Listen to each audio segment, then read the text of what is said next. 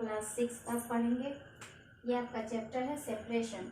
इसमें पहला पॉइंट है the need of separation from a mixture, different method of separation. ये दो मेन पॉइंट है, आपको इस चैप्टर में डील किया गया है। पहला है कि the need of separation from a mixture. अगर दो सब्सटेंसेज एक दूसरे में मिक्सचर हो जाते हैं, दो सब्सटेंसेज एक दूसरे में मिक्स हो जाते हैं तो वो मिक्सचर बनता है, और उससे अलग करने को सेपरेशन कहा जाता है। उस दोनों को अलग अलग कर देने की मेथड को सेपरेशन कहा जाता है। तो ये सबसे पहले जानना ये जरूरी है कि ये सेपरेट करना जरूरी क्यों है। तो इसके लिए है need for separation of substances from mixture to remove undesirable and harmful substances. अब जैसे कि घर में ही आप लोग देखते होंगे कि चावल बनने से पहले, दाल बनने से पहले उसमें जो कंकड़ होता है उसको चुन करके बाहर निकाला जाता है, जो कीड़े रहते हैं उसको चुन करके बाहर निकाला जाता है, फिर उसको जो हाथ से चुनने के काबिल नहीं रहता है उसको धो करके उसके जितने भी हार्मफुल उसमें सब्सटेंसेस रहते हैं उसको निकाला जाता है, और तब उसको बनाया जाता है ताकि वो हमारे लिए हार्मफुल नहीं रहे, या फिर उसमें जितने भी हार्मफुल पार्टिकल्स हैं वो उससे अलग हो जाएं। तो ये बहुत ज़रूरी हुआ। अगर बिना उसको अलग किए हम लोग उस दाल को, चावल को बना लेते हैं और खा लेते हैं तो बहुत सारे डिजीज होने की संभावना रहती है। तो इसके लिए ये अलग करना बहुत ही ज़रूरी है। अब दूसरा है to obtain useful component of mixture. अब कभी कभी ऐसा होता है कि दो यूजफुल कंपोनेंट जो हैं वो आपस में मिक्सचर हो जाते हैं, तो दोनों में से कोई यूजफुल नहीं रह जाता है, तो उसको अलग करके हम लोग उसको अपने यूज में ला सकते हैं। तो इसके लिए भी अब जैसे कि बहुत सारा जो ऑयल है अगर किसी पेट्रोल में मिक्स हो जा रहा है तो उसको हम लोग सेपरेट करके अलग करके उसको हम लोग यूजफुल में ला सकते हैं, यूज कर सकते हैं उसका। तो यहाँ पे ये जरूरी हो गया, जरूरत हो गया, जिस जरूरत की वजह से हम लोग इसका सेपरेशन करते हैं। दो मिक्सचर का सेपरेशन करके दो पार्टिकल्स का, कंपोनेंट का अलग अलग करते हैं ताकि दोनों यूजफुल हो जाता है। अब इसके बाद है मेथड है, क्या क्या मेथड है इसको अलग करने का। मेथड ऑफ सेपरेशन, पहला है separation of solid from other solid. अब बहुत तरीका से है, अब सॉलिड से सॉलिड को ही अलग करना है। अब इसमें क्या क्या चीज होता है, अब सॉलिड से सॉलिड को अलग करने का यहाँ पे देखिए हैंड पिकलिंग है, उसके बाद सेविंग है, थ्रेशिंग है, विनोइंग है, ये सारा जो पॉइंट्स है ये आपको सॉलिड से सॉलिड को अलग करना है। हैंड पिकलिंग कैसे हुआ, hand pickling is the practice of separating undesirable solid substances or impurities from useful solids by hand। वहीं जो हमने अभी आपको बताया, घर में जो आप चावल को चुनते हुए देखते हैं उसमें जो कंकड़ निकलता है वो भी सॉलिड रहता है और चावल भी सॉलिड है, तो दोनों सॉलिड आपस में मिल गए हैं तो वो हार्मफुल बन गया है। अब उसमें से हम कंकड़ को निकाल दिए और सिर्फ चावल बच गया तो वो हमारे लिए यूजफुल हो गया। तो ये हैंड पिकलिंग कहलाता है। इसमें ये आपका 2-3 पॉइंट है। The quantity of mixture is not very large. अब इसमें चावल जब चुना जाता है तो बहुत ज़्यादा मात्रा में तो होता नहीं है, उसमें से वो इतनी मात्रा में मिक्सचर होता है जिसको हम अपने हाथों से चुन करके हटा सकते हैं। अब दूसरा है the undesirable substances differ from the useful ones in shape, size and colour. अब देखिए, अब जो कंकड़ उसमें मिला हुआ रहता है वो चावल के साइज से भी अलग होता है, उसके कलर से भी अलग होता है, तो उसको उसमें से चुन पाना बहुत आसान होता है। तो उसको आसानी से हम लोग चावल से कंकड़ को अलग कर सकते हैं। तीसरा पॉइंट है the undesirable substances are present in small quantities. और जो सब्सटेंसेज जो अनडिजायरेबल होता है वो बहुत कम मात्रा में रहता है ताकि उसको उस यूजफुल वाले कंटेंट से हम लोग अलग कर सकते हैं। अब है sieving is a method used to separate the component of a mixture which are of different size. ये भी एक मेथड है जो कि हम लोग अपने हाथों द्वारा बिना किसी मशीन की मदद से हम लोग एक मिक्सचर में दो कंपोनेंट को अलग अलग कर सकते हैं। अब जैसे कि आटा जो घर में वेट फ्लोर से हम लोग जो रोटी चपाती बनती है उसके पहले उसको हम लोग उसको छलनी से चालते हैं, चाल करके और उसका जो होता है उसको, उसकी जो भूसा होती है, जो पार्टिकल्स होते हैं उसको हम लोग अलग करते हैं और तब जाकर के रोटी बनाई जाती है, उस आटे से रोटी बनाई जाती है। तो वो चालने की प्रक्रिया ये आपको सेविंग कहलाती है। अब हो गया नेक्स्ट पॉइंट थ्रेसिंग।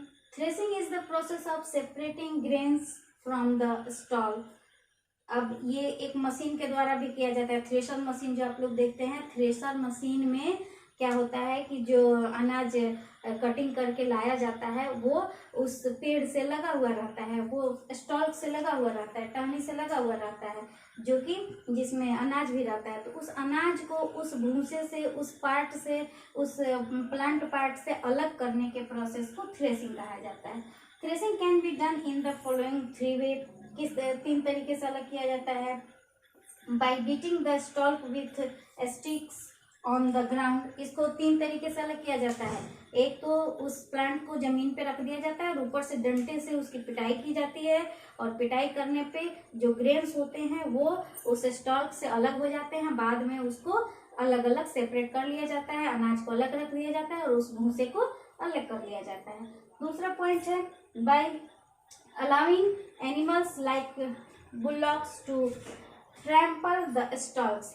अब पहले क्या होता था कि एक बीच में बम्बू लगा दिया जाता था और उसमें जो है बुल्लॉक को, बैल को बांध करके और एनिमल को उसी पे वर्क करने के लिए, उसी पे चलने के लिए बोला जाता था। उनके दाब से, उनके चलने से, उनके प्रेशर से, चलने के प्रेशर से जो अनाज होती थी वो अलग हो जाते थे और स्टॉल अलग हो जाते थे।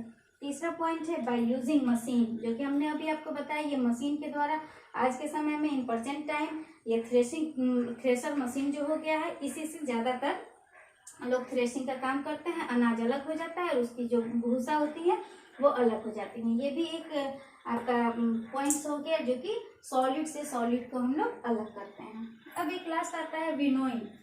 Winnowing is the method used to separate lighter component of the mixture from the heavier ones by wind or by blowing air। अब इसमें क्या होता है कि ये भी दोनों सॉलिड ही हैं, लेकिन इसमें एक ज़्यादा हैवी वेट का होता है और एक लाइट वेट का होता है। अब ऐसे में जब हम एयर का कंटेंट उसमें देंगे, जब एयर के द्वारा इसको क्या होता है कि उसको हवा में जब उछाला जाता है तो जो हैवियर कंपोनेंट होते हैं वो उसी बर्तन में रह जाते हैं, और जो लाइट कंपोनेंट होते हैं वो एयर के द्वारा फ्लो करके बाहर निकल जाते हैं। तो ये हो गया आपको विनोइंग। ये भी मेथड है जिससे हम दो सॉलिड को अलग अलग सेपरेट करते हैं। अब दूसरा पॉइंट आता है, यहाँ पे देखिए, ये तो हम लोग जान गए, इसी का ये सारा पॉइंट हम लोग जाने हैं। अब है आपको separation of insoluble solids from liquid. अब इनसॉल्युबल लिक्विड जो है, लिक्विड में दो कंपोनेंट जो कि इनसॉल्युबल है, जो कि वो घुलनशील नहीं है, जो नहीं घुल पाता है, उसको हम लोग कैसे अलग करेंगे? अब तो वो लिक्विड है, उसमें दो कंपोनेंट पड़ गए, अब उसको हम कैसे अलग करेंगे? तो इसका एक बहुत बेस्ट एग्जांपल है बालू और वाटर। ये जो सैंड है और वाटर है, इसका मिक्सचर अगर एक ग्लास में आप घर पे भी प्रैक्टिकल कर सकते हैं। एक ग्लास में पानी ले लें और उसमें 2-4 चम्मच जो है वो सैंड को डाल दें, वाटर और सैंड जो है स्पून से उसको मिक्सचर कर दें। मिक्सचर करेंगे तो पता चलेगा कि वो दोनों आपस में मिल गया। अब उसके बाद उस ग्लास को एक जगह पे स्थिर रख दें। स्थिर रखने के बाद जब आफ्टर 5-10 मिनट के बाद जब आप जा करके देखेंगे तो जो सैंड पार्टिकल्स होता है वो उस बर्तन के नीचे तली में जा करके बैठ जाता है और ऊपर जो है वो पानी साफ पानी ऊपर आ जाता है। तो ये जो प्रोसेस होता है ये सेडिमेंटेशन और डिकेंटेशन कहलाता है। ये क्या कहलाता है? सेडिमेंटेशन और डिकेंटेशन। अब जब बालू उस तलवे में बैठ जाता है तब ऊपर वाले पानी को हम आसानी से दूसरे बर्तन में फिर अलग कर सकते हैं। इस तरीके से पानी भी अलग हो गया, वाटर अलग हो गया और सैंड अलग हो गया। ये भी सेपरेशन हो, ये लिक्विड भी है और इनसॉल्युबल भी है, उसमें तो घुलनशील है नहीं। तो ये आसानी से हम लोग इस दो मेथड से हम अलग कर सकते हैं। अब इसके लिए एक और मेथड आता है फिल्ट्रेशन। आज के डेट में अभी घर घर में फिल्टर लगा हुआ है। फिल्टर का क्या काम है ये भी तो जानना जरूरी है। अब फिल्टर जो है वाटर में जो इम्प्योरिटीज होते हैं जो हमारे बॉडी के लिए, हमारे डाइजेशन के लिए हार्मफुल होते हैं, ये फिल्टर जो है उसी को अलग करता है, छानने का काम करता है, और जो प्योर वाटर होता है वो हमारे लिए सप्लाई करता है। तो पहले के ज़माने में ये फिल्टर नामक जो मशीन है वो नहीं होता था, तो लेकिन फिर भी फिल्ट्रेशन होता था। वो फिल्ट्रेशन कैसे होता था? तो पहले घड़े के पानी को लोग फिल्टर करके पीता था। उसको फिल्टर करने के लिए जो कॉटन क्लॉथ होते हैं उसको 2-3 तह लगा करके और उसमें उस पानी को छानने का काम किया जाता था, और लास्टली जो छाना हुआ पानी निकलता था वो प्योर वाटर होता था। उसमें जो भी हार्मफुल इम्प्योरिटीज होते थे वो हार्मफुल इम्प्योरिटीज जो है वो कॉटन के क्लॉथ में ऊपर आ जाते थे, और जो प्योर वाटर होते थे वो घड़े में चले जाते थे। तो वो घड़े का पानी जो है वो फिल्टर वाटर कहलाता था, और वो प्योर वाटर होता था। तो ये प्रोसेस कौन सा प्रोसेस कहलाया? फिल्ट्रेशन कहलाया। अब यहाँ तक हम लोग जान चुके। अब ये बचता है आपका separation of soluble solids from liquid. अब लिक्विड में सॉल्यूबल सॉलिड भी है। यहाँ पे हम लोग क्या पढ़े थे? इनसॉल्यूबल, और अब क्या है? सॉल्यूबल। ये मिक्सचर हो गया है। अब जैसे कि नमक को पानी में हम मिक्सचर कर देते हैं, वाटर और साल्ट को मिक्सचर जब हम लोग कर देंगे तो पता चलेगा कि वहां से सॉल्ट दिखाई नहीं दे रहा है। ठीक है, अब उसको हम कैसे अलग करेंगे? तो इसको अलग करने का 2 मेथड है, ये इवापोरेशन और कंडेंसेशन। इस मेथड से, इवापोरेशन और कंडेंसेशन से, हम 2 लिक्विड से सॉल्यूबल इम्प्योरिटीज को भी, सॉल्यूबल कंपोनेंट को भी हम लोग अलग कर सकते हैं। अब जैसे कि इसको इवापोरेट करते हैं, एक बर्तन में नमक और वाटर को मिक्सचर कर दिए, उसको गैस के चूल्हे पे रख दिए। अब वो जैसे ही हीट होगा वो इवापोरेट होना शुरू करेगा, और ऊपर एक तली में बर्तन लगा दीजिए। अब क्या होता है कि जब जैसे ही इवापोरेट होगा, जब सारा वाटर इवापोरेट हो जाएगा तो नीचे उसके तली में जो साल्ट हमने उसमें घोला था वो साल्ट ऑटोमेटिक उसके तली में जम जाता है। तो इससे साल्ट तो अलग हो गया, और जो इवापोरेट हो करके जो वाटर वेपर ऊपर की तरफ गया है वो अगर किसी बर्तन को हम ऊपर रखते हैं तो ऑलरेडी उस इवापोरेशन वाटर वेपर से कंडेंस होकर के फिर से वाटर हो जाएगा। तो आपका वाटर भी अलग हो गया और सॉल्ट भी अलग हो गया। ये सॉल्युबल इम्प्योरिटीज भी हम लोग अलग कर दिए इस मेथड से। किस मेथड से? इवापोरेशन और कंडेंसेशन से। अब है separation using more than one method. वही है मोर देन वन मेथड। बहुत सारे मेथड है जिससे हम एक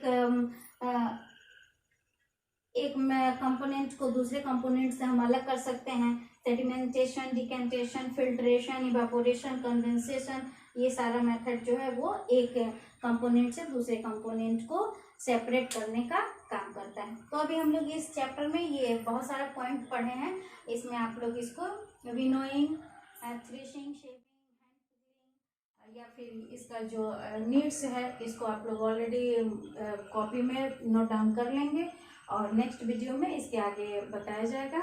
इसको याद कर लेंगे। इसमें कोई प्रॉब्लम हो तो आप कमेंट बॉक्स में पूछ सकते हैं। Thank you.